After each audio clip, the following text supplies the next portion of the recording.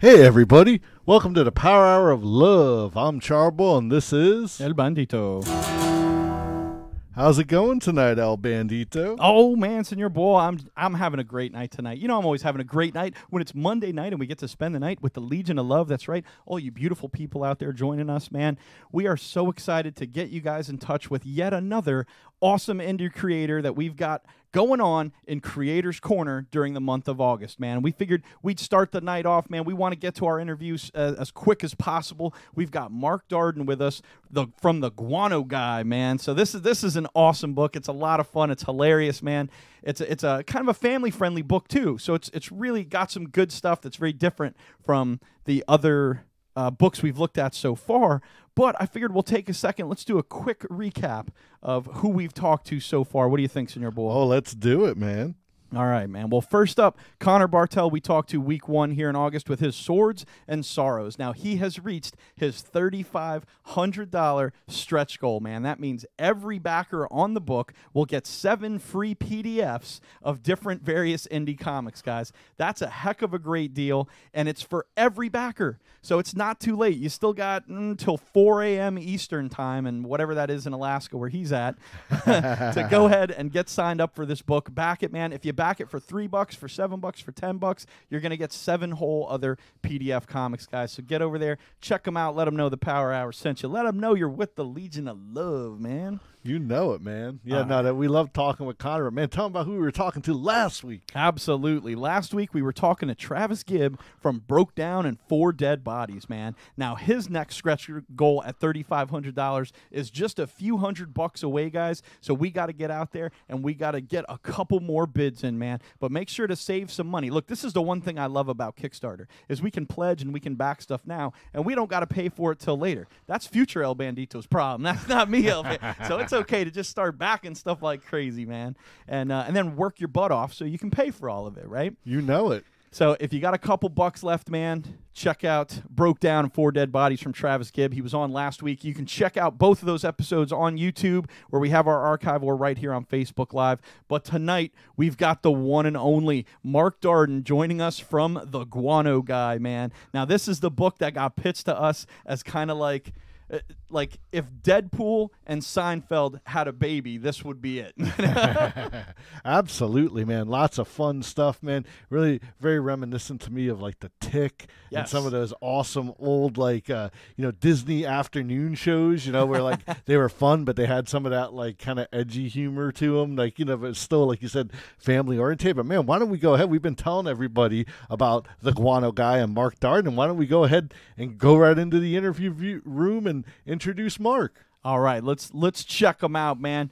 And look, Mark is a big fitness guy too, we learned. So he's a good-looking dude, man. If you know a bunch of chicks out there who want to have an eyeful tonight on the Power Hour, man, go ahead and share this video out there. Right? Absolutely, man. We always love the Legion of Love. Always about the shares and throwing down the comments. Let's get on in there, El Bandito. All right, here you go. Special treat for all the ladies.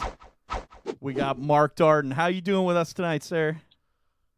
After that bring up, I'm doing great. Awesome, man. Well, Mark, why don't you go ahead and, let's hear it right from your mouth. Why don't you tell us about the Guano Guy? Absolutely, yeah. The Guano Guy is a self-promoting, self-deprecating, not too much now. He's very much sort of a schmuck superhero who's out really doing superheroing to get famous and rich, and not so concerned with actually saving people.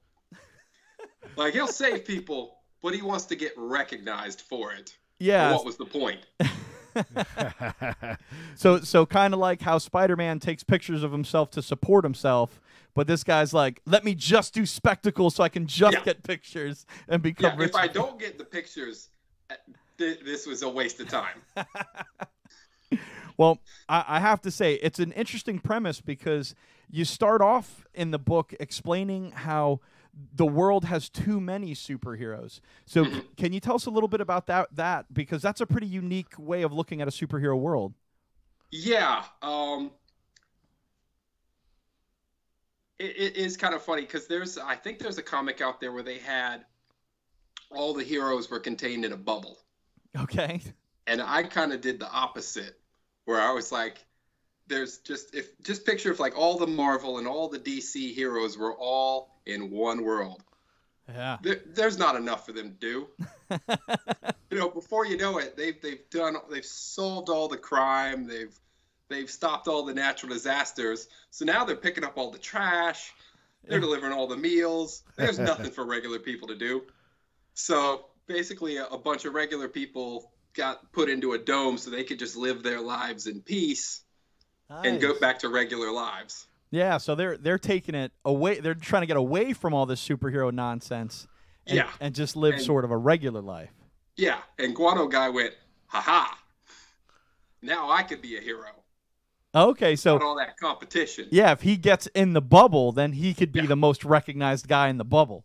Yeah. That's awesome, man. Okay, well, we definitely don't want to spoil too much of the story, but can you tell us a little bit about the robot guy you got hanging out behind you? Because he's not the Guano Guy, but you know, tell us a little bit about him. There's an early part in the story where a very innocent, lovable, childish robot comes waltzing into the city. Not supposed to be there. Yeah. But he just comes waltzing in and starts playing with the city, not realizing like there are people in those cars that he's just playing with them like he's just a little kid. Nice. And does he become sort of an antithesis for Guano Guy? He has to deal with this situation. Is he called upon as the hero? Oh no, Guano Guy calls in sick on that one. That's way too big a problem for him. Nice. Well, yeah. The robot like literally walks past his apartment, and he's just like, nope, too sick to go out today.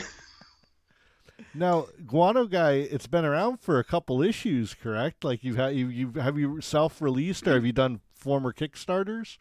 So I pushed.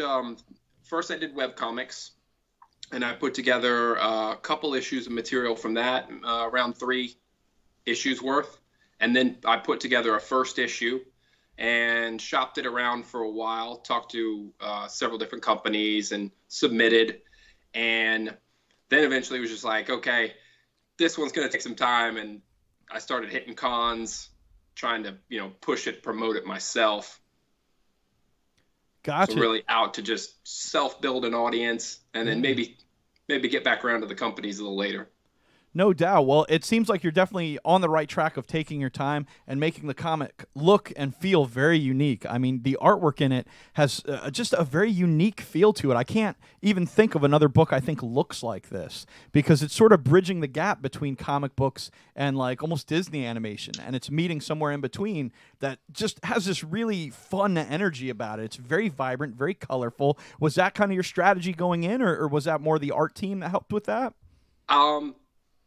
I would say the artist did a fantastic job. I've had several artists, and I think each one of us uniquely done a great job of bringing sort of an animation, cartoonish style to the book. Mm-hmm. I definitely sought out artists that kind of had that vibe or feel. But at the end of the day, they're the ones who did those great drawings. As the script writer, I mean, I try to write a fun scene that inspires something that's fun. So it's really, it's a good meshing where I'm writing something fun and this artist has a fun way of drawing and it just comes together.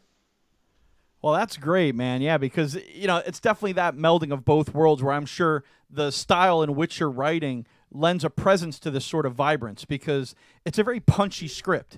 When you're reading through the dialogue bubbles, like you said, it reads like a Seinfeld type sitcom where, everything has this great beat, this great rhythm. There's a lot going on, and all of the pages sort of follow that. But that sort of punchy script needs a lot of energy, and when that art comes through very vibrant like that, I think it delivers that energy. I mean, it reminds me of the Justice Society books that they used to do back in the day that were total comedies, and it was like, you can't believe it's not the Justice League or something to this effect. Oh, yeah.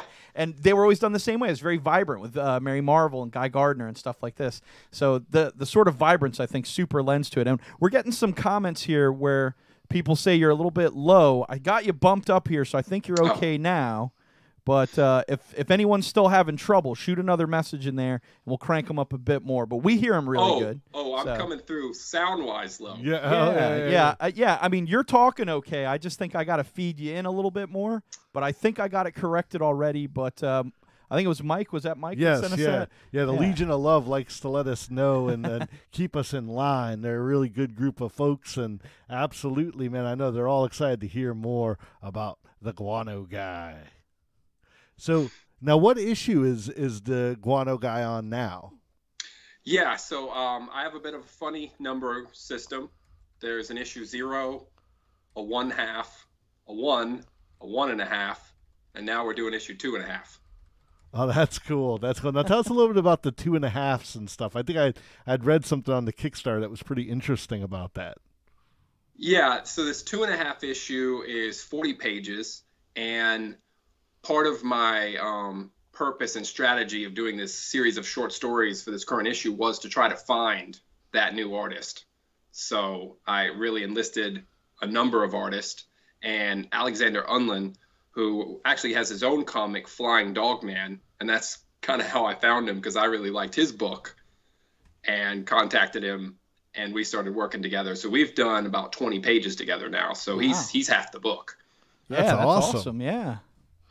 Then there was a story came in from Alexander. He's in Sweden, and I got a story with a guy who's in India, and there was an art team in the Dominican Republic that did a story, and then a couple of shorts from some folks that are actually in the U.S. Nice. So who would you say is your core group then? I'm really hoping that me and Alex keep working together. I'd like us to do at least 3 more issues together to complete the first story arc. Okay, great. So what's your plan for the rest of the book? Obviously this is the Kickstarter right now. We posted a link to it in the comments, but thank you. No problem, man. We want everybody to go out there and check it out, man. It's like I said, I know you sent us the whole book like it's done. There's no worry about it not getting completed. So get out there and check it out, But that's for the first issue. So are you going to continue the Kickstarter to fund the rest of it? Like, what's your plan series-wise? My real hope is that since I've got 5 issues up there, I hope that a lot of people get on board, order up the issues, and I'd like to be able to finance issues 2, 3, and 4. And generally, I put a lot in myself, too, but it'd be nice to see a little backing. Yeah, no doubt. Absolutely. Well, again, we were telling Travis last week, that's what we love about the kind of indie comic community is, unlike Guano Guy, you guys aren't just doing it to get rich. You want your stories told. And I just want to entertain people with some funny stories, bring a little smile to their day. I think my biggest joy is when I'm doing a convention and somebody comes back and's like, dude, I met you at this last show and I read this book and it's hilarious. That's the real reward. No doubt, man. Well, that's awesome, man. I'm glad that you're getting it out there because that's exactly what people are going to think. Like I said, me and Senor Bull, we totally spoiled the comic a couple weeks ago. We're trying hard not to do that. But, I do have a couple of slides I want to show.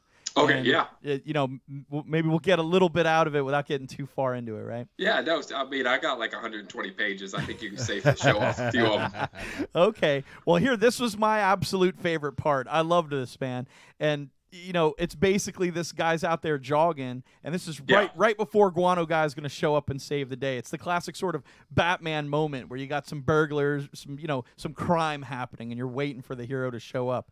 So in this one here, this gang of street toughs is trying to mug this jogger, and then Guano Guy starts taunting them from the shadows, and the guy's looking around. He's like, "Where are you at? Where are you at?" And funny taunts too that you're like, what? Yeah. What is this guy doing?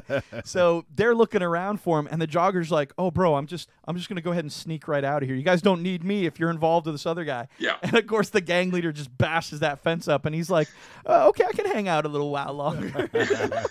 And I couldn't help but think that would absolutely be me if I was getting mugged. I would try to slip away, slink into the night. So I'm just gonna go over here. Yeah, and I'm not really involved in any of whatever's going on here. Exactly, man. That muggy. Yeah, but Yeah. even the way the street toughs are written, I love it because 2 seconds later, the main gang villain is like, "All right, guys, let's split up down the alleys. We're gonna find this dude calling us names from the shadows."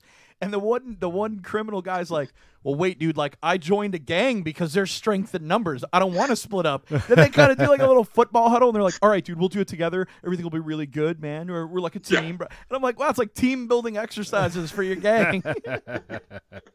Definitely a lot of fun, lots of humor. Like I said, definitely if you guys are fans of like The Tick, if you're fans of Seinfeld, you guys got to check out the Guano Guy. And like we said, the Kickstarter's live now. Yes. We put a link in the comments.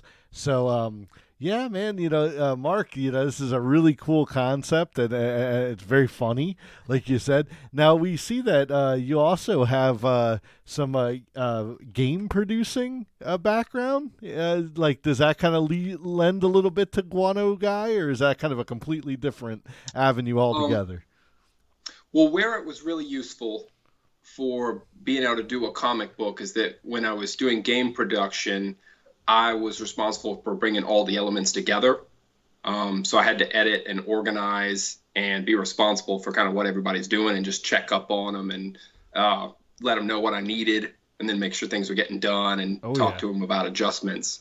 So since I also produce the comic book, I'm the guy who puts the package together, does the lettering. I have to edit my own book because it's an indie book, Yeah, you're good at wrangling them together. And, yeah, the management skills, Yeah.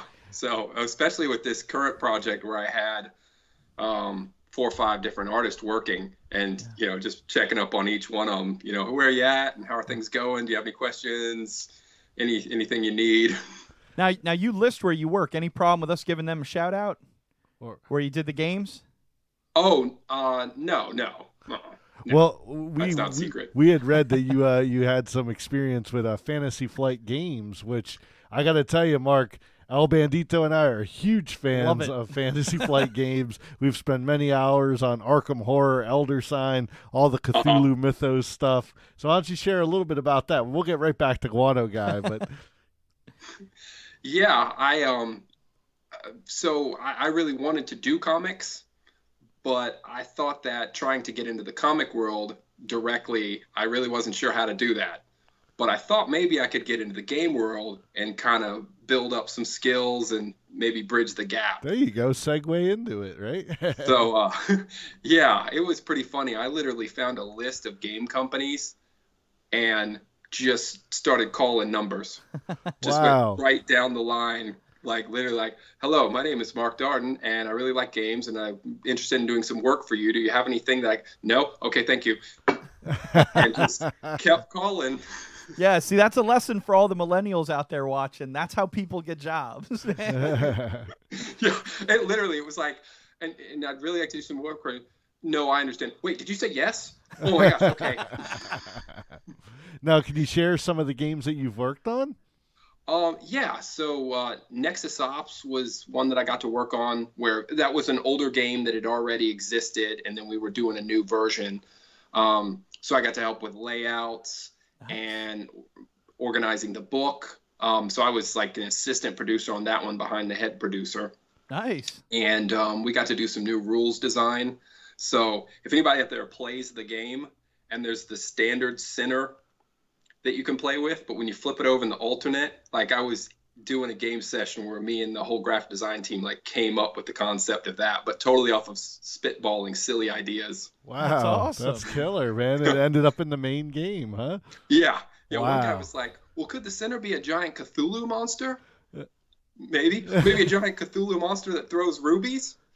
And like that literally actually turned into like, wait a minute, we can't do a Cthulhu monster, but what about a vortex? We could do that, and that could spit out money. Yeah. Oh, there you go. Literally, I took it to the head producer, and he's like,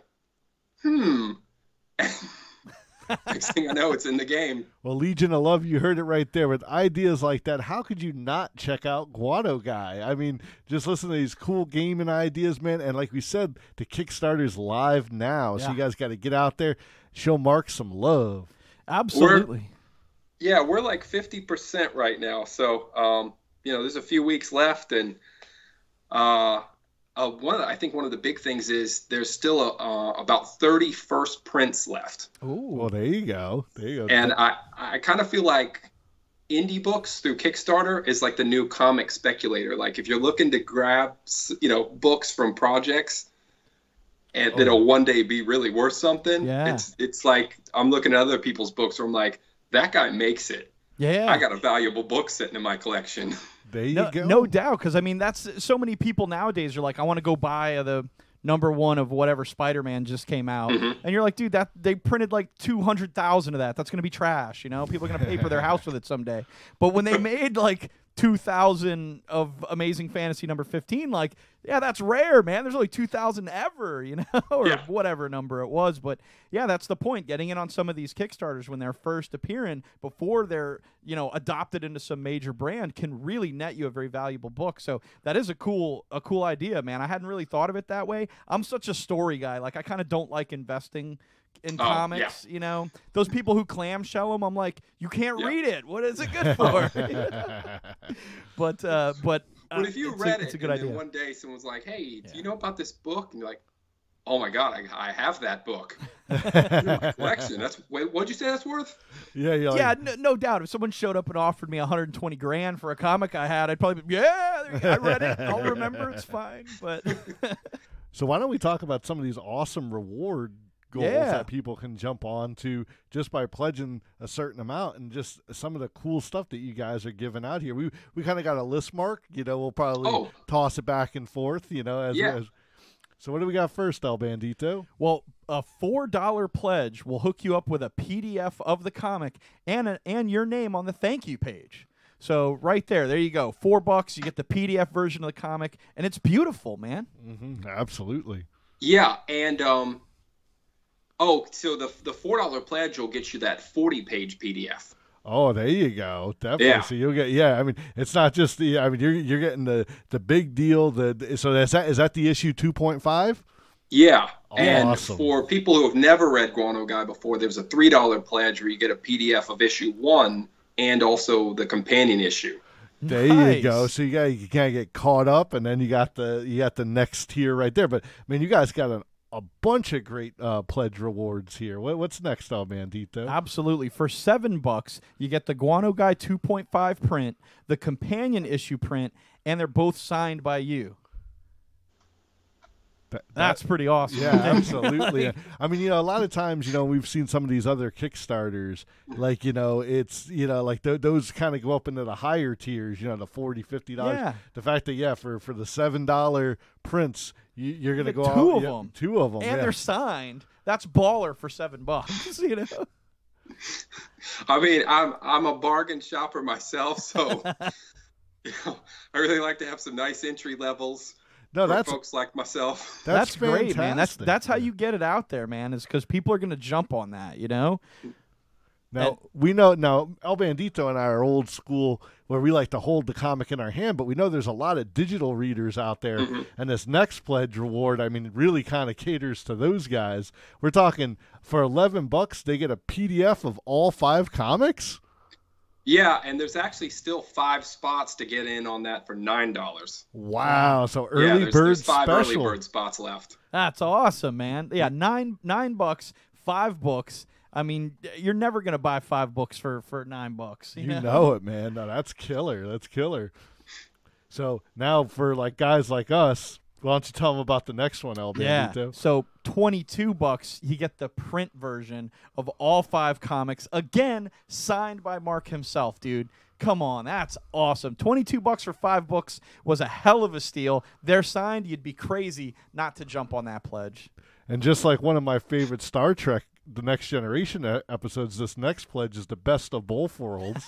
You got, for, what is that, $28? You get the print and the PDF. So, I mean, I would take it the PDFs, do they come a little earlier so people can kind of get a sneak peek? It'll definitely be easy to get the PDF to you. Like, that'll be the first thing to get out to folks as I'm filling up mailers. Absolutely. to get the physicals out. But you know what they say, good things come for those who wait. And I gotta say, man, you got to talk about this next reward, El Bandito, because it's very limited, but I think it is so cool. No, it's a little too limited because I'm buying it right now. I mean, live on the Power Hour, El No Bandito is making the purchase right now. I did not see this one earlier, and I just saw it was like, no, if that's still available, that's happening. Oh man, it's going in. I think I know what you're going for there. There we go. That's it. I know what's going to happen. Man, I almost feel like we're gonna, we tease the Legion of Love with this one. But go ahead and tell them what you're getting, El Bandito. It is. I feel bad for all you beautiful people out there who missed it, but we just got the $30 pledge package here, where you can be a character that gets kidnapped in Guano Guy. So hopefully he saves me, but if he doesn't, that'd be even more hilarious. Look at the eyes, man. Man, I wish both of those were open. We could have both got in there. Oh yeah. Well, yeah, when I put that up, I was actually hoping I was thinking it would be adorable if like a parent had two kids and got them. That's really cool. Or two best friends. But yeah, I guess I know the guy who grabbed the first one. So there you go. Yeah. Well, look, now you know the guy that grabbed the second one too. Yeah. Absolutely. I thought that was so cool, and I love those type of rewards. Like I've seen them on some other Kickstarters where but the same thing. They're usually really high tier, like we're talking like hundreds of dollars, and people are like, oh, you can be put in the game as like a little character, a little NPC or something. But like that is so cool for $30, Mark, that you offered that up for the fans to dive in there like El Bandito and become part of the legacy of the Guano Guy. Oh, that's awesome, man. Thank you.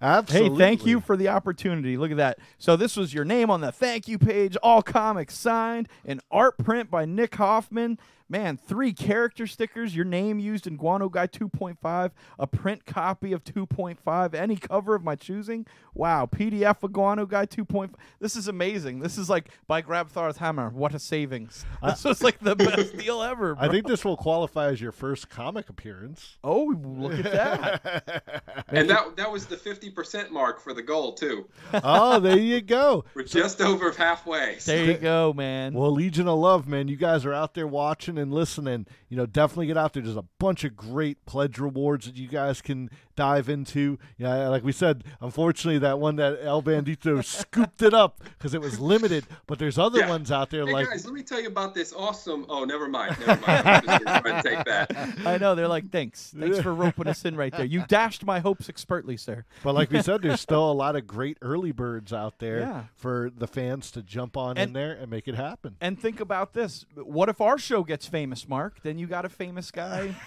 in your comic. So all you Legionnaires out there, man, jump on this book. You'll get El Bandito probably getting, murdered. Something bad happened to me.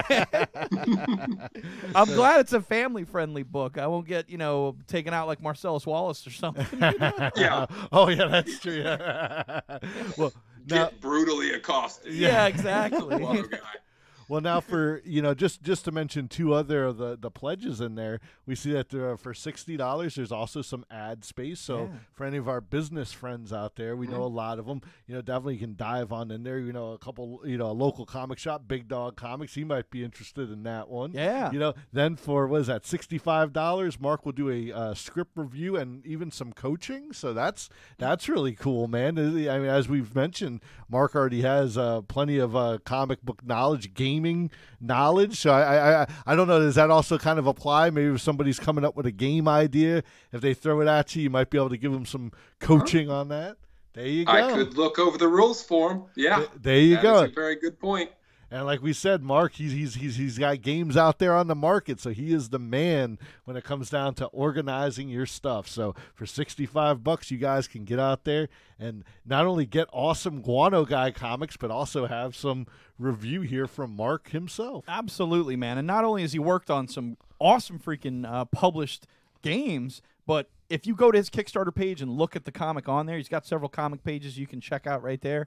Like, It looks beautiful. The guy knows how to put a comic together, man. He's going to steer you right. So that's a great package. Again, Captain Joel Kilmer out there, Big Dog Comics right here, man. Go buy an ad over in Guano Guy. What are you doing, man? That would be awesome. You get your comic shop in a comic. That's a match made in heaven. Let's go. Along with El Bandito getting kidnapped, which I know he is going to love. Yes. Captain Joel is going to love that. He's going to put it up in the he store is. somewhere. He's going to hope all sorts of bad things happen to me. Ooh, yeah, that guy who's in here give me hell. So the Kickstarter runs from now till September 5th. Is that midnight? Yep. Is that where it kind of cuts off? September 5th, 7 p.m. There you go, 7 p.m. Like Mark mentioned, we're going to be in a comic store for the final hours. Oh, nice. That's the way to do it, man. No, that is so cool. Like you say, he's at the 50% mark, and he's heading. I mean, we're chugging right along, man. We're gonna get there. Yeah, make sure to share this video, like it, love it, check it out on YouTube, spread it from there, man. Guys, get this out, get it in people's hands.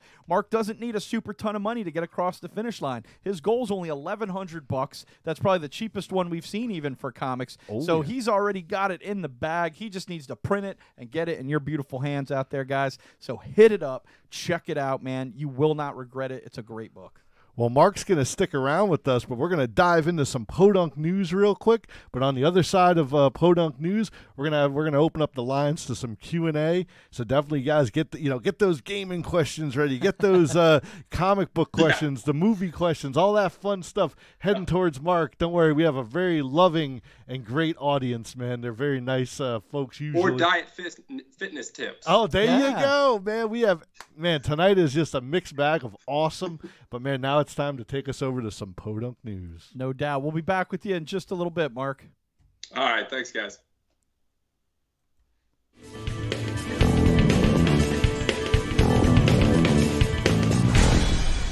PoDunk news. Oh, man, if it's your guys' first time tuning in tonight, PoDunk News is the time where we tell you guys some of the craziest, geekiest stories that are going on out there in this crazy PoDunk world that we all live in and love. I wonder if that news thing was like crazy loud now, because I turned that line up so much. I forgot the news thing was on the same line I had Marco. I'm sure the Legion will let us know that we just blew out their speakers, but they love us anyway. Those are our phones. They're broken now. Thank you. All right, guys. We got some awesome PoDunk news coming at you guys tonight. It's going to be we got a lot of stuff. We're going to try to fire through it, man, because Mark's a lot of fun. We want to get back to him. So let's go ahead and jump right into it. Let's check out what's going on at Marvel Studios Phase 4 with its secret filming. Oh, man, everyone's excited to see what happens in the next, movie of the Infinity War and Captain Marvel and all that fun stuff. But, man, there's some cats out there that they just can't get further into the future. They're trying to do the Days of Future Past or Future Present and get ahead. But, man, they're talking about that they're already filming parts of Phase 4. Yeah. Man, so over there in the UK, man. That's because they're going to do some baller special effects. That stuff takes a minute. You know it. Now, we don't know what film this is. They're saying there's speculation that it could be the Black Widow or the Eternals, which that one seems a little, the UK maybe. Yeah, I don't think they needed to film that in the UK. That's going to be a complete green screen movie, probably. That's true. That's true. Or Doctor Strange 2 or Guardians of the Galaxy 3. Yeah, considering one of the sanctuaries was in London, it could very easily be Doctor Strange. I think that's a good bet. That's a good bet. Now, because also, too, Guardians of the Galaxy 3, why would they be in London? Some alien kidnapped the queen? I don't know. That's true. That's true. So we'll have to see where that all goes. But, man, that's not the only bit of comic book movie news that we got going on over here. True enough, man. The Not-So-Fantastic Four writer has issued an apology to Marvel fans for basically the garbage story that he wrote for this movie. For the 2015 Fantastic Four, which I think most people have forgotten about. They just remember the one from 15 years ago with Jessica Alba. And Chris Evans. Yeah, I was going to say, and Captain America. He's not even Chris. That's Captain America, man. Come on. But yeah, this one came out a few years ago and got completely universally panned, and everyone pretty much hated it. But yes, the writer has said that he hopes that what Marvel plans to do with the Fantastic Four in the next couple of years will definitely bring the shining light back to that awesome Quattro. Absolutely, man, because that was their signature book. I mean, it was their premier book, and I've always kind of hated to see it get put to the wayside. So it'll be great to see it have a big resurgence here in the future. But we've also got some great video game news out here. So let's check out some video game news. We're talking the PlayStation Store is having a huge sale right now. It's going on from now till August 28th, so we'll probably remind you guys again next week. But don't waste any time getting out here and checking out some of these great games. Just to give you, for instance, there's something like 25 titles that are on sale ridiculously cheap. But they've got Horizon Zero Dawn is only $16. Mm-hmm. Really hot game. They've got God of War, which like just came out, is down to $40. Oh, yeah. They've got The Witcher 3 is $25. Real popular one. Yeah. And Uncharted 4, which, again, I think that like just came out, didn't it? Man, it might have been out for a while. I don't know PlayStation that well. Those games are so cinematic, man. Every time Yeah. I see like the videos at E3, I'm like, I got to get myself a PlayStation. You know? But Uncharted 4 is down only $12. So that's a steal, man. So that's looking good. But if you're looking to save some money, that's where it's at. If you're not looking to save some money, we've got another bundle here for you that hit the news this week. And I had to laugh about, we were talking about it last week with Travis Gibb when he was on here, excited about Resident Evil 2 coming out with its new special edition. So we went and looked it up, and we couldn't help but notice that they have a $900 Z version Premier Edition. And I was like, damn, you must get like a solid gold Leon for, $900. So we wanted to check this out a little bit. We wanted to tell you guys a little bit about it because I thought it was kind of quirky. So let's check it out.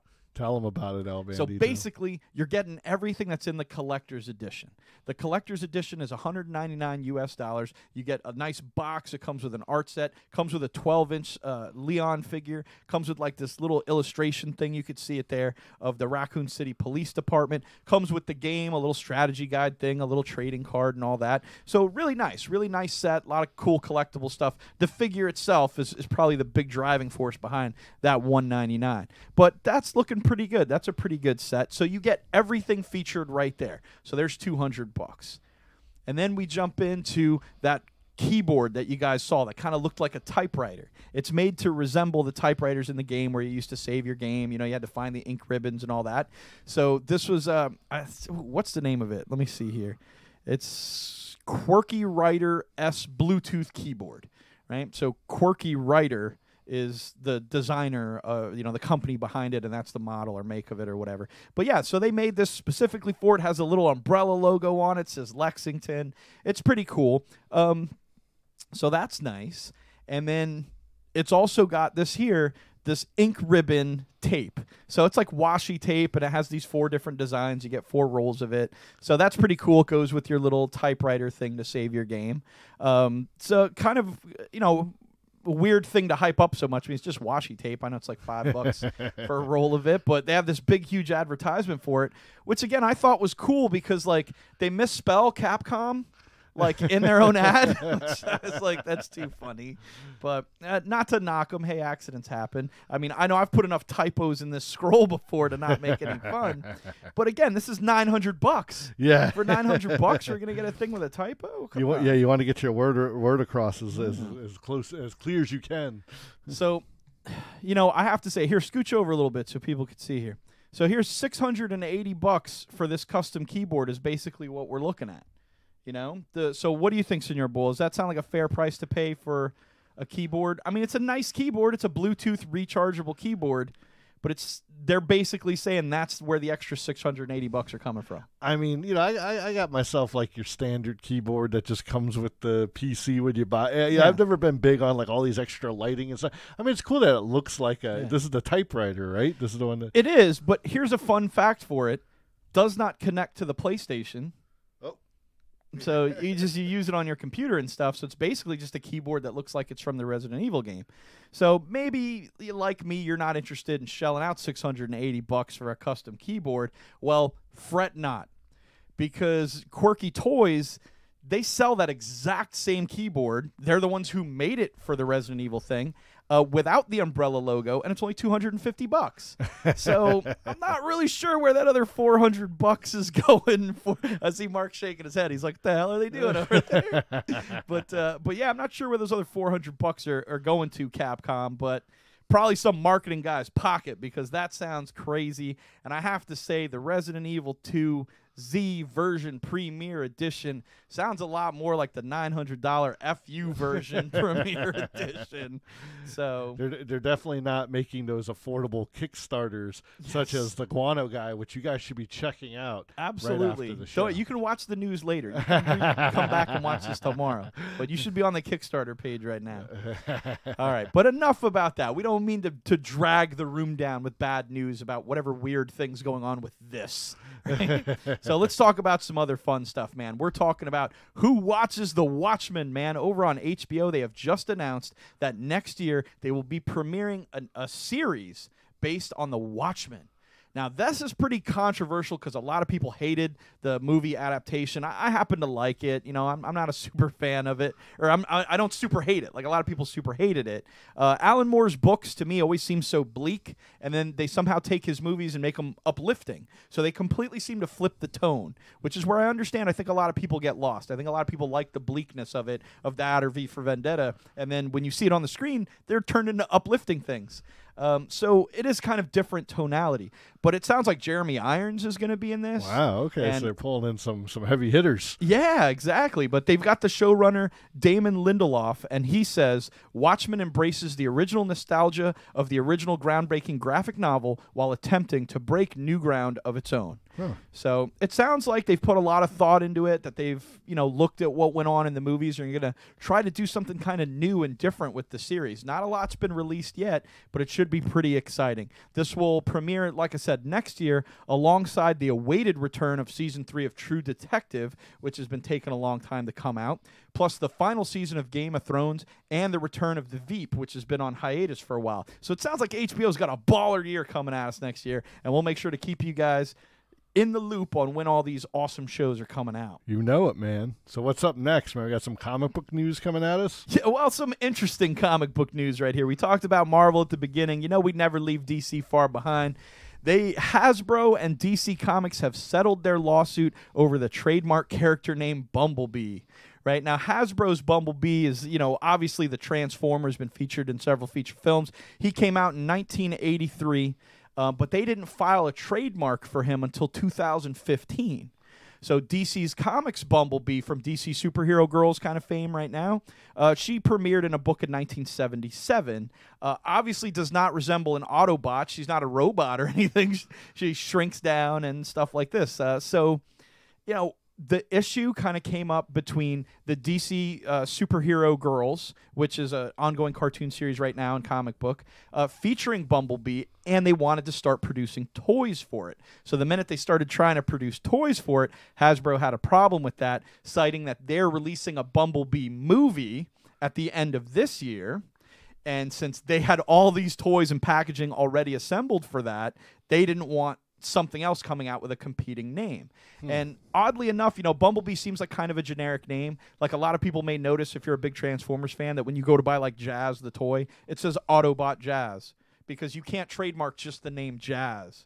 It's got to be a little more than that. But with Bumblebee, they were able to kind of convince the trademark to give them Bumblebee as it is. So this is kind of where the contest led. But they've managed to settle it up. They're not really talking about how they fixed up the problem, but they are they figured something out.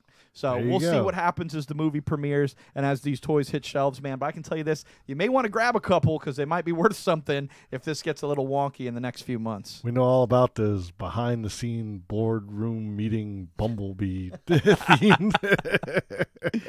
But absolutely, man, very interesting news there. Yeah, pretty wild stuff going on out there, man. So, but hey, let's not stop with the comic book, man. Yeah. Let's tell them about what's going on. We have an awesome new area here where we talk about our local love. That's right, guys. We want to tell you guys about a local event going on right here in our home state of Florida that you can check out, maybe even meet me and Senor Boyle at, right? So this week we're going to tell you about the Infinity Toy and Comic-Con, heading up there in Kissimmee on August 25th through the 26th. Why don't you tell them about that, Senor Boyle? Oh, man, we got everything from comic books to toys to collectibles, special guests, cosplay contests, and more. Man, I'm telling you, there's just a bunch of great people that are going to be out there. I know one, being a good friend of ours, Lance Footer, is going to be at the convention, and we also got Jay Lee, Joe Stratton, Moritat and Richard Rivera. And the weekend pass is $25, and then the one-day pass is $15, and kids 10 and under are free. Yeah. So, definitely got some awesome deals there. Definitely go check them out. Supposedly this Osceola Heritage Park is supposedly a brand-new huge venue. So it sounds like there'll be plenty of space, which we always know. That's one of the things that when we go to a con, like we like to be able to have that room where we can kind of cut through and kind of, do our vigilante podcasting that we do. But, sometimes a little tighter corners, So it sounds like this place will be nice and open and definitely be worth checking out. Absolutely, guys. So last but not least, we're going to wrap it up. We're going to try to fire it out real quick with some headlines. This is where we like to tell you about some hot, exciting news in sort of a rapid-fire sense. But tonight we've got it dedicated to the inaugural that's a tough word. The very first Michigan Comic-Con, right? So they have Michigan Entertainment, which is kind of like reps the whole state. They've put out a series of articles from photographers and people on site who captured some of the amazing cosplay in the first ever Michigan Comic-Con. So we figured we'd run through some of our favorites that we caught from this awesome news article here, man, because we're excited about Comic-Cons. We love there being more Comic-Cons. There's always should be more Comic-Cons. So, let's especially check this in out. Michigan. Yeah, Michigan's like the greatest state ever, They invented everything. They're so great up there. They invented cheese. They gave it to Wisconsin to be nice, but... Hey, they invented the Coney Island dog, The hot dog? The hot or like dog, the actual dog, the dog breed? No. Is that a dog breed? We'll have to ask Mark if that's a dog breed. But, okay, so we got the Michigan Comic-Con. Let's check out some of the cool cosplayers here, man. Let's do it. So we got Michaela from Livonia as the Raven that we all wanted, not the Raven that apparently we deserved that we're getting in the shitty Teen Titans TV series coming out. So, but she looks amazing. Great Very costume nice, there. Very nice. Also, we've got Ben from Auburn Hills as Mr. Meeseeks. Look at me. So I thought that was pretty fun. That's pretty funny. We've got Jessica from Matchstick Cosplay, and she's from Ferndale. She's Lilith from Borderlands, right? Now, okay. I love, she has that sort of cell shading drawing all over her face and stuff. So that's awesome. when you look at her from one perspective, she looks exactly like she's drawn right from the game, dude. It's really cool. That's pretty awesome. Yeah. So we've got Mercedes from Roseville as WWE wrestler Finn Balor, the Demon, man. So WWE getting some love up in Michigan. You know it, man. Just last night, the big SummerSlam, Finn Balor came out as the Demon persona. Yeah. So this is perfect timing. Yeah, for, and he wrecked up that constable dude, man. He just destroyed him. Absolutely. All right, this was one of my favorites here. We got Jessica and Marlena as Thorio and Lokiji. Very unique. There you go. Mario and Luigi versions of Thor and Loki. So that was super cool. Absolutely. All right, and then we got another Jessica here from Flint as the Black Widow and Brandon from Woodhaven as Ant-Man. Man, for a first-time Comic-Con, man, these cosplayers look like they right? They go to the circuit or something. Right? These are like movie-quality costumes. I mean, we have a little picture here, but we'll post a link up later this week so you guys can check out all of the awesome cosplays they had out there and see these up in a bigger format because they are hot, man. All right, we've only got a couple more left here. I think 2 or 3 more. We have got Caleb from Weberville as Molten Freddy from Five Nights at Freddy, man. Oh, man, that's super hot right now with the kids, man. They love that Five Nights at Freddy's, Hello Neighbor, all that stuff that's going on. So, that's really got cool. all the man. Wires and tubes and stuff, man. Yeah. That was pretty sick. All right. He could save that for his Halloween costume. Oh, no doubt. It's scary as hell, too. Look at how his eye lights up. Oh, it's killer. All right, but finally, man, we got Madden, right, from Linkin Park. And he's listed as a character from Jay and Silent Bob. Now, I suppose he's listed as a character from Jay and Silent Bob because they don't want to say that he's Cockknocker. But, yeah, dude, this 12-year-old kid dressed up as Cockknocker. That's pretty awesome. Typically we like to save our more adult content till after 10, so we just hit the after hours. So, yes. Here we have Cockknocker. Yeah, a 12-year-old version of Cockknocker. So head on down to the Michigan Comic-Con, and maybe you'll get punched in the balls by a 12-year-old kid named Cockknocker. That's pretty hilarious, man. Well, wow, what a wild, action-packed, full edition of PoDunk News. Lots of great comic book stuff, movie stuff. We went all across the board tonight. But now it's time to get back to someone that's very familiar with the game board as well as the comic book, the drawing board. We got to get back with Mark Darden of the Guano Guy. Absolutely. Let's head over there and let's check him out. Hey, yeah. You don't mess with the Jedi Master. Nice, dude. Absolutely, man. Definitely. Oh, do we got a little... No way did we just get back to Mark and our internet died. No. Oh, here Wait, he comes. there he Oh, is. he's returned. Is he back?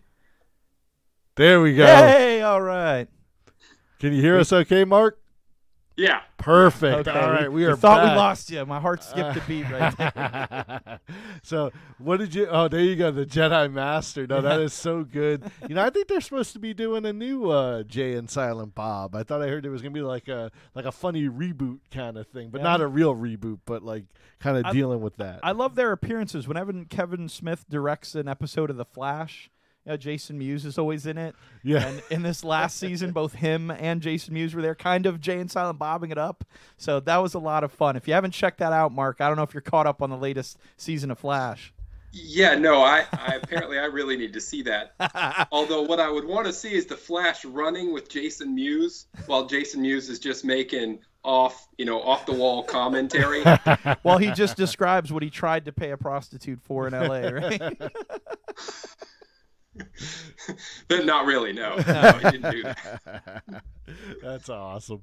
All right, well, we're getting into the second half of the show. We're rolling just past 10, so we're a little more liberal. We're gonna have a little bit of fun, man. We know you got a family-friendly book, so we don't want to impede or say anything out of line. But we do have a bunch of questions that are coming in from our audience. So as we sort through that, I know Senior Bull has a couple of basic questions he wanted to ask you. I know one thing I'd like to say right off the bat is I absolutely loved your intro on Kickstarter, where you describe yourself as Time Magazine's Person of the Year in 2003. And I have to say, thank you for your service, man. Absolutely. Oh, thank you. Appreciate that. So you got it. Yes. That's cool. Yes. Yeah, I do have some family members of mine who serve too.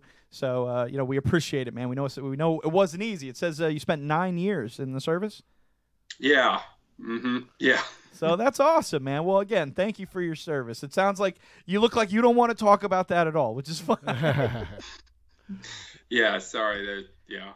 No, it's all good. Well, hey, how about this, Mark? We've heard about some of your game development. Of course, we've seen some of Guano Guy, which is so awesome. Why don't you tell us about some of your favorite movies? Like, what are you a big movie fan or a TV show fan? Like, what would you say is your favorite form of entertainment?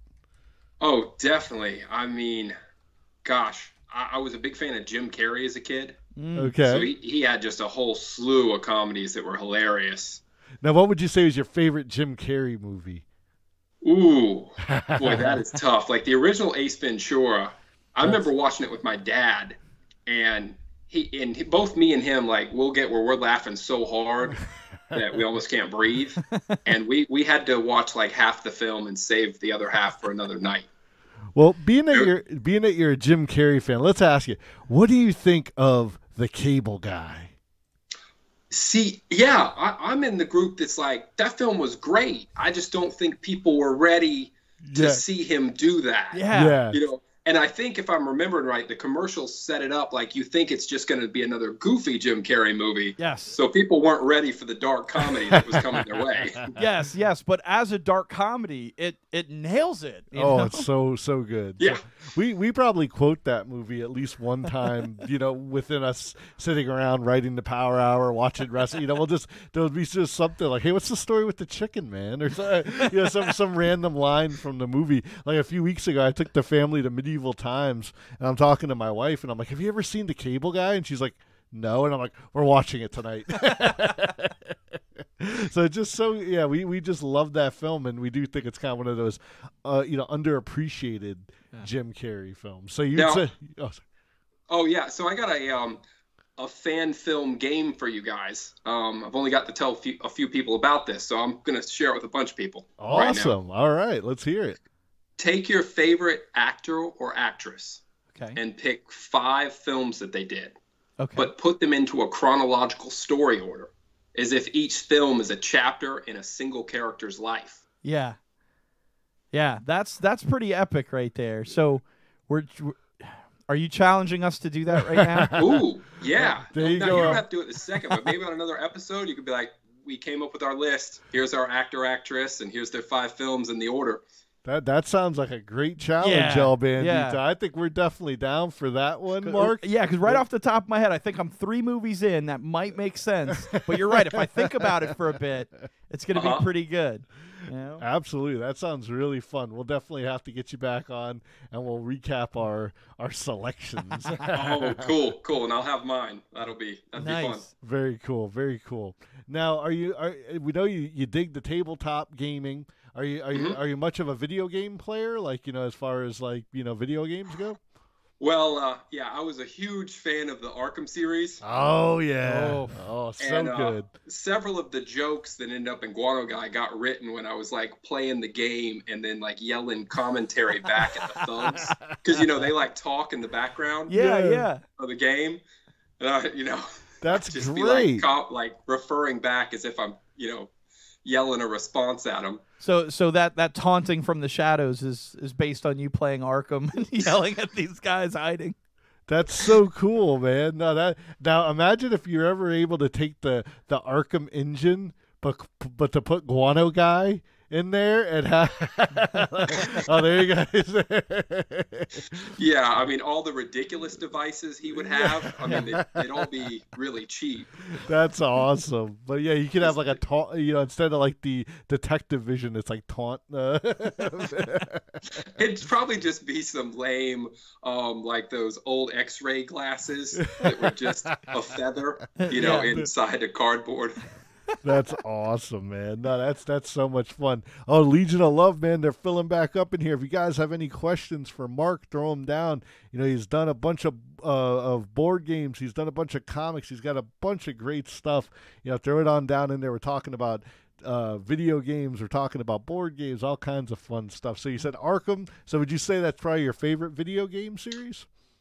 Yeah, because, I mean, when I played the Batman Arkham Asylum and then Arkham City, I played that game till yeah. I think I played the game 5 times over. I don't think I've ever done that with another game. I played the challenge boards until I actually, there's someone where I got close to some records. Nice. There was an endless fight, and I got 152nd best in the world. Nice, man. Till I looked higher up in the leaderboards and was like, nah, those people are too good. I'm not going to try and go any further. Yeah.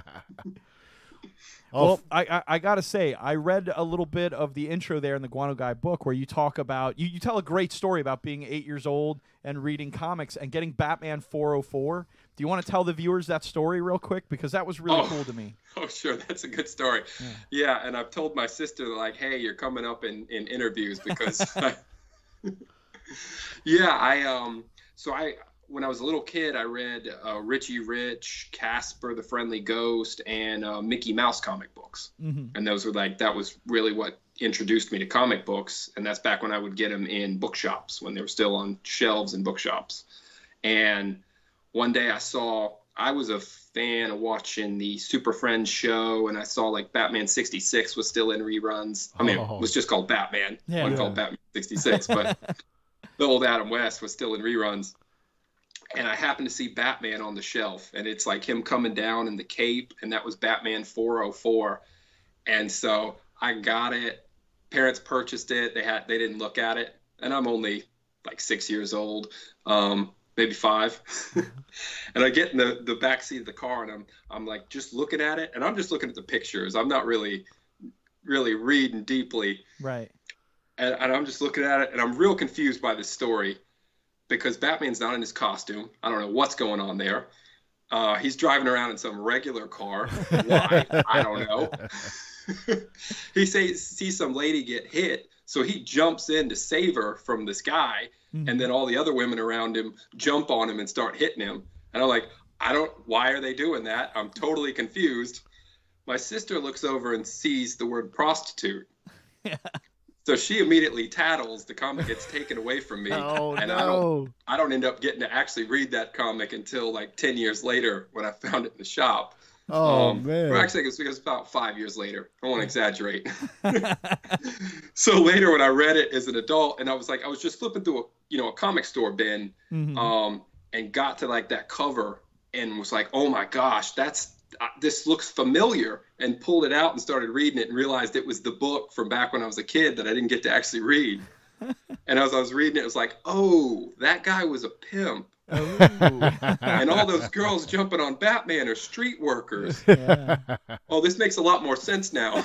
Yeah, we definitely weren't seeing that in Batman 66. Yeah, yeah. You know? You're like, yeah, maybe No. maybe that one needed to get taken away. That's okay. Well, I was gonna say, I see. I think it was perfect timing for you to tell us some of that story, Mark, because one of our Legion of Love fans, Mikey B, he was just throwing down, what are some of your biggest influences? And I know me and Mikey back in the day, we were always checking out, Batman 66 reruns. And I got to say, man, to this day, I still think Julie Newmar was the best Catwoman. Yeah. She was good. Yeah. And Cesar Romero, like his Joker was ridiculous. Even with the makeup over his mustache, it's still hilarious. Yeah. Absolutely. And, Gershon Gershon, Frank Gershon. Yeah, he was great Riddler. Yeah, it was funny because I always felt that, like, speaking of Jim Carrey again, I always felt that Jim Carrey in Batman Forever kind of tried to mimic like Frank Gorshin's actions, but I think by the 90s, I think times 10. Yeah, exactly. I think by the 90s, I think we were more ready for like the animated series version of the Riddler, which I still think Jim Carrey could have pulled off. Yeah, great if he would have channeled some of that Cable Guy thing a little seriousness and that darkness from the Cable Guy. Nailed it. Yeah. Yes. Yeah, because the Cable Guy would bring it down a little bit. Yeah, then send it right over. Yeah. But so what would be your biggest inspirations and influences on your comic book writing today? Yeah, from TV, I mean, I definitely think there's a little Darkwing Duck in there. There you go. That's one of my favorites, man. Yes. Yeah, that's another really good one. Yeah. In comic books, The Tick, which you've already mentioned, there's Yeah. definitely some influence there. Eric Larson's Savage Dragon. Yes. Oh, great comic. That was a really fun comic where there's some big stuff going on, but there's always some snarkiness. There's always some like absurd solutions from time to time. It's never totally serious. The Goon was another one where when I was reading it, I was like, this is very different. Like, if this guy can do this, maybe, just maybe, I can sell people on a douchebag superhero. There you go, man. I think the Goon movie has been in like production hell for for so long. Like, I know there was gonna be like an animated thing, and then I'd love to see that. Yeah, the Goon would definitely make a good one. I could kind of see why it might be tough to get it out there. It'd probably be a great Netflix or Amazon, or an HBO somewhere. That's great that exists now. I think I just finished watching the second season of Luke Cage. No spoilers for any of our fans who haven't caught it yet. But I mean, I was just like, when I was done with it, I'm like, man, this really does show like how far they can go with these TV shows and get into these stories. Because I mean, it's great when you get a 2-hour movie, but when you get a 13-hour series, you could really tell a story. Yeah. So it's very cool. Yeah, I'm hoping the Lord of the Rings will come back around. So maybe another, I don't know how long, maybe 10 years or so, and come back around as a TV series where they could really actually do all the stuff that's in the book. Oh, definitely. Yeah, because they cut out a lot of that. And, it's a good movie the way it's put together because it hits everything it needs to. But there's a lot of other stuff there. I think probably the biggest thing to me that fell to the wayside was all of the, singing that's in the book, all the kind of poetic songwriting stuff. And that's throughout the whole series, and that was just gone, Yeah. Oh, yeah, and their journey to get to the Bree, just to get to the Bree could have been a movie by itself. Yeah. Like, there was so much stuff that got sliced out of that portion of the story. Yeah. Absolutely, man. Oh, we got Mikey in here saying, he said, oh, Savage Dragon was so dope. He said that was his introduction to Image Comics. I think, honestly, I mean, it was definitely one of the earlier Image. What I remember about Savage Dragon, he would always pop up with like guest in his, or he'd end up in other Yeah. people. Like he was like in the Ninja Turtles. He was like the Puff Daddy of comics. He guest Yeah. featuring Savage Dragon and everything. But he was so cool and so tough that Yeah. you were just like, oh man, this is gonna be a great issue. Yeah, he was the only Yeah. superhero I ever saw that just like hung out in a wife beater and was cool. You know? Well, because all the other shirts kept getting ripped. So There you it's just go. like, Because I'm just gonna go get these for yeah, I can get 10 of these for $5 There in a you pack. Oh, here, Oh, ripped another one. if there was ever a Guano Guy TV show, who would play Guano Guy? So I'm really not sure who should play Guano Guy. I'm hoping if it was a cartoon that I would get to do the voice. There you Nice. go. Okay, Yeah. okay. No, that's always a great thing to do. I know, El Bandito and I had a little voice stuff in the past, and that's always fun to kind of get into a character that you envision. So yeah, hopefully one day that will come to fruition. Yeah, and definitely as a tabletop gamer, I'm sure you have a lot of experience, role playing and stuff like that, and having fun. So, yeah, I mean, no one brings it to life more than the person who brought it to life. So, Yeah, and like when I'm writing the comics, I do voices as I'm writing the lines because that helps for me to differentiate how each character's lines read. yeah, that's cool. That's a clever idea. There you go. Yeah.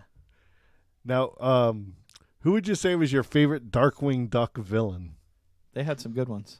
Oh, they did. Yeah, there was that plant villain that was pretty ridiculous. Bushroot. Yeah. He was cool. And then there was the liquid dog. Like what was The he? Liquidator. Oh, Liquidator. He yep. was my favorite because he was like a car salesman, and he was always like, "Yep, this next punch brought to you by the Liquidator," and then he would punch you in the face. Oh, Mikey, I think has a great idea. He says, "Can you give us a sample of what Guano Guy would sound like?" Yeah, they want if you to read some Guano Guy lines, man. Oh, absolutely. Yeah. So that first issue where there's the thug, he's about to beat up the jogger, Yeah. and he's like, "This is not going to be pretty." That's what I said when I picked your mom up for the prom 18 years ago. That's Nice. that's fantastic, man. So I love it. It's the total over the top where he's like, "I'm gonna sell this on camera" kind of thing. Well, there you go, Legion of Love. You asked for it. You got it. Mark Darden, talking about Guano Guy. If you guys haven't checked out his Kickstarter yet, you definitely got to go. We put a link down below. We got some more great questions. Are you okay, Mark? Are we keep rolling keep along? going. All right, I'm man. good. Let's keep it chugging, El Bandito. You got any questions? I know we got into that Darkwing Duck category. I know. Yeah, I know, right? I could talk all day about Negaduck. Look, I remember all the villains just off the top of my head. There's something wrong with me, but I do want to ask, how long would you say that this story was in pre-production before it actually turned into the comic that it is? Like, have you been had this idea in Yeah, your head for a no, long that's- time, or? That's a really good question. I went back to school for graphic design when I had to get out of the military, and I started brainstorming on comics for a couple of semesters. I was just brainstorming ideas every day, writing down scraps, story ideas, and details. Funnily enough, the first thing I wanted to do was try and create a dark comic book, something with like heroes on the run and like a post-apocalyptic world, and like it was. I very quickly realized I didn't have the right stuff for that. It's like I had no villains. I couldn't come up with what the overall plot was, and then I started thinking funny and silly, and because I'm really more of a sitcom fan myself, and then the ideas just started flowing. So there was probably a good year of brainstorming and starting to plot and put it together before I went and found an artist to start working with, which was Ashby Udding, who was my first artist, and I'd put out an ad to a college. Oh, nice. And he contacted me, did a sketch of the character based off a description, and like I saw the sketch and was like, "Yeah, that's good. Let's go." Nice. And So then I think he and we worked together about 6 months before the webcomic went up. That's awesome. very cool. And then how long did you run the webcomic before you decided to go to an actual print issue? Yeah, webcomic went for a year and a half. Nice. Okay. And then Ashby had to move on. He had some bigger responsibilities that needed his time.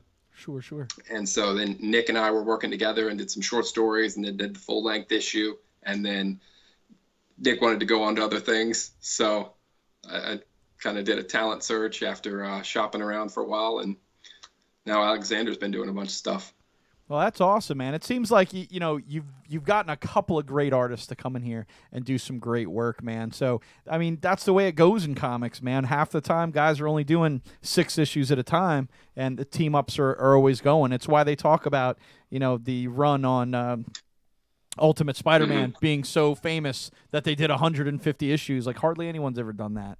So, but being able to work with different people and still put out a consistently good product, man, that's a feather in your cap. So you're doing some good work out there, man. And it's interesting to hear you tell about how long you've been working at it.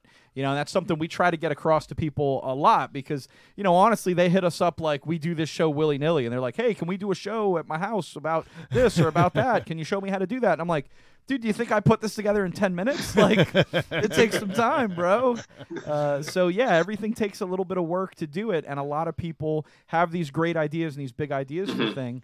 And, it's good to remind them that people who have a great product, they worked hard to make it good.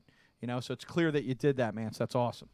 Well, man, I see in here too, like the LOL, the Legion of Love, man, they're still pumping out some questions, man. They're curious if they want to know, as far as Guano Guy is concerned, do you have a full overall story like in mind? Like, do you have like, let's say like a 10 issue arc that you're gonna run, or is it more kind of like an issue to issue kind of thing that you got going on? So I've got a 4-issue mini, of which I have issue 1 done. That's what issue 1 is. And so I'm hoping that Alexander and I can do issue 2, 3, and 4, which would be the first story arc. And then I have a second mini series already written after that. So I'm written through issue 8 already. And then I've got issue 9 through 12 plotted with an idea of where it would kind of come to a nice stopping point. Nice. That's great, man. Yes, like you said, you got the future of Guano Guy in your mind, man. The roadmap is laid, man. That's great. Yeah. I really hope the Kickstarter will go well, because I've been like sitting on these stories, like I want to share these gags, and I mean, there's some zany stuff that I've written where I'm just like, I want the world to see it. Absolutely, man. And we want the world to see it too, man. So Legion of Love, if you haven't checked it out yet, definitely get out there and check out the Kickstarter. Yeah. Oh, man, I just threw it down in the comments again, a link over there to the Kickstarter. Mike Brown wants to know if he can draw a cover for you. So do you accept fan art, man? Do you want some? Oh, yeah. Actually, so there's a comic, The VGs, and they're another indie creator group, and they've got an issue 1 and a pre-issue that they did. And I met the VGs via Instagram. And then I go into a convention in Lake City, and I'm setting up, and then I sit down behind my booth like, okay, I got everything, I'm ready to go. And I look across from me, and they're sitting right there. Oh, wow. Like the table right in front of me, and I'm like, oh my God, it's you guys. That's so cool. The VGs. And they're like, oh my gosh, it's you, Guano Guy. And so the artist for the VGs, like, I showed up at a con one time, and she's like, hey, how you guys doing? And he just hands me a cover. It's like, here, dude, this is for you. That's fantastic. I was like, wow, man. Can I give you something? He's like, no, man, it's yours. And so that's actually one of the covers for issue 2.5. Very cool. So there you go, guys. Mike B, if you want to send in some fan art, man, you never know. Maybe Mark will put it on a cover for you, man.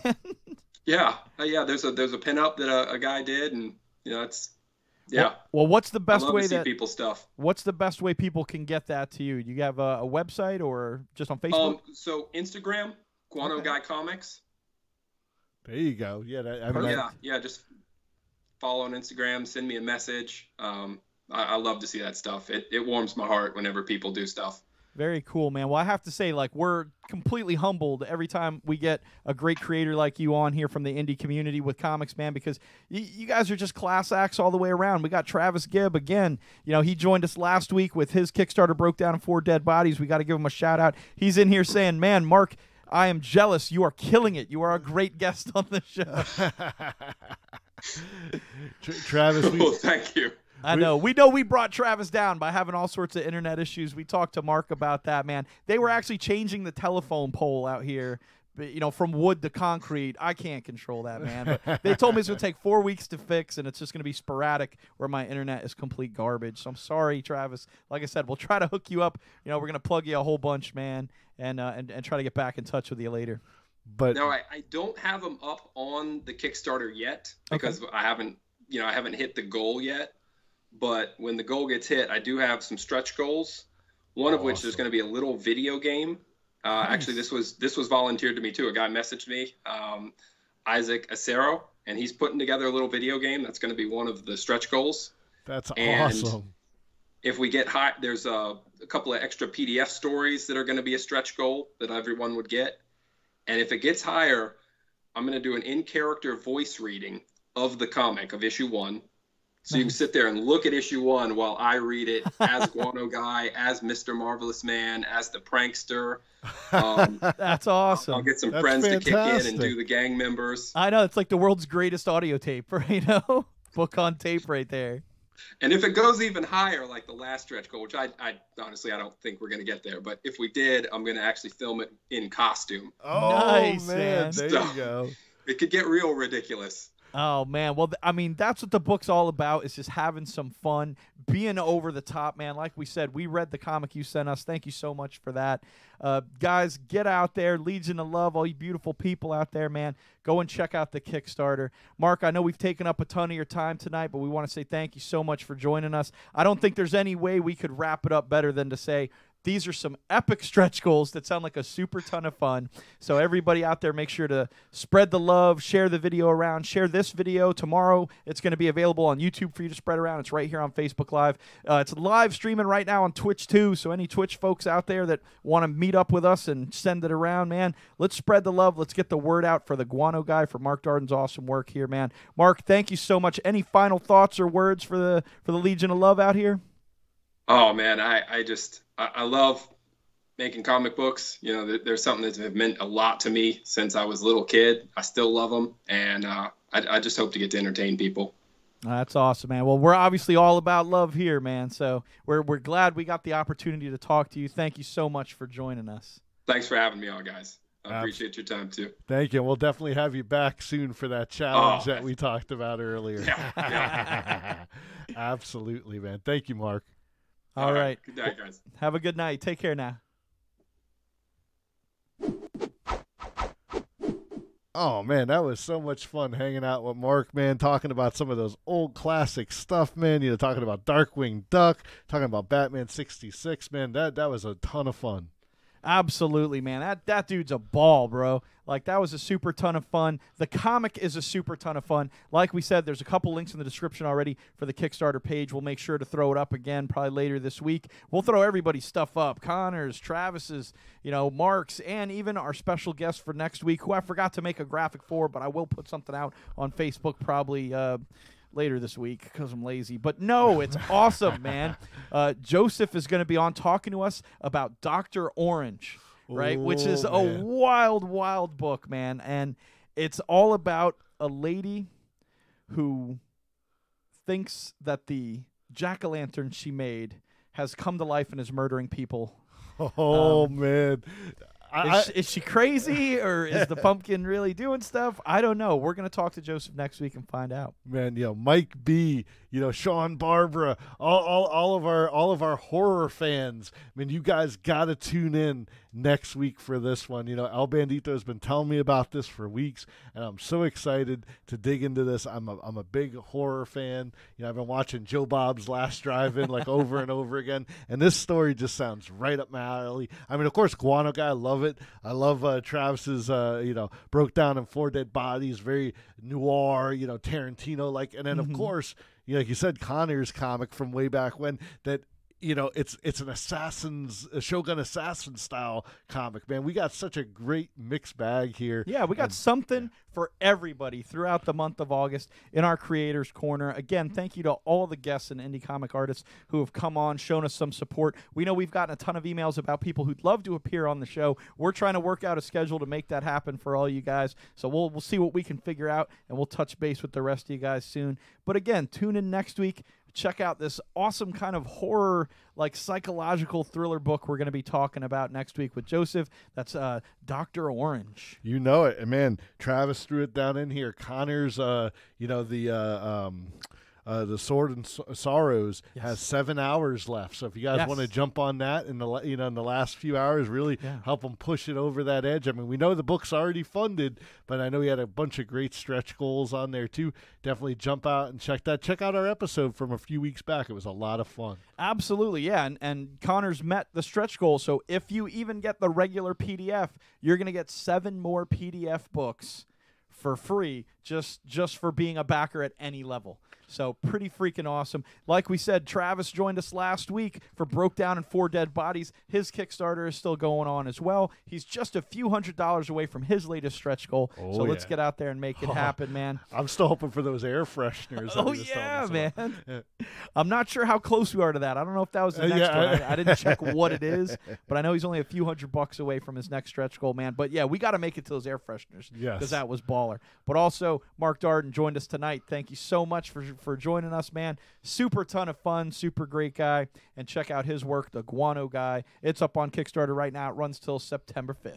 Oh, yeah, man. Well, Bandito, tonight's gone great, man. Hopefully, those crazy internet people will keep things straight for us as we continue to bring all the love to the Legion of Love, the LOL, as we love to refer to them as. And, man, it's always so much fun. Dude, Travis Gibbs says they've unlocked the air fresheners. So get out there, back it. Get yourself some awesome air fresheners to make sure that your car doesn't smell like it's broke down with 4 dead bodies. I love it, man. All right, man. We'll catch you guys next week, 9 o'clock, rocking and rolling here at the Power Hour of Love. We love you. You love us, too, we hope. So we'll see you then. Peace. Yeah.